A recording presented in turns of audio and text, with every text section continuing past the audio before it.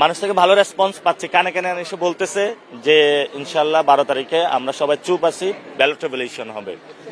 স্কুলের বাচ্চারা এসে বলতেছে আমাদের ফ্যামিলি কিন্তু আপনাকে ভোট দিবে। এবং একটু আগে একজন দিদির সাথে কথা বললাম, উনি বলল যে আমরা নতুনত্ব চাই, পরিবর্তনটা চাই। তো দিদিকে বললাম যে আপনি এখানে কি চান, অর্থাৎ আমরা ভোটারদের থেকে প্রতিশ্রুতিগুলো নিয়ে আসতেছি। উনি বললো আমি একটু নিরাপদে ঘোরাফেরা করতে চাই, অর্থাৎ এখানে নিরাপত্তার বড় একটা ইস্যু রয়েছে।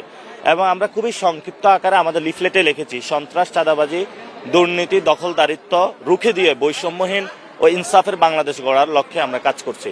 এবং আমরা মতিঝিলে বিভিন্ন জায়গায় গিয়েছি, এখানে হলো পানির লাইন আছে, পানি নাই, গ্যাসের লাইন আছে, গ্যাস নাই। এবং হলো প্রচুর দেখেন এখানে স্কুলের বাচ্চারা খেলাধুলা করে, কিন্তু প্রচুর ধুলাবালি, ট্রাফিকের সমস্যা।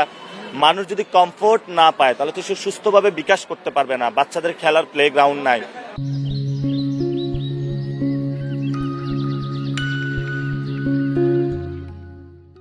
যারা এতদিন ছিল এখানে কোনো ডেভেলপমেন্ট করে নাই, সুস্থভাবে যেভাবে হলো আমরা সমাজটাকে এবং জীবনটাকে হলো আমরা লিড করতে পারি ওই ব্যবস্থা নাই।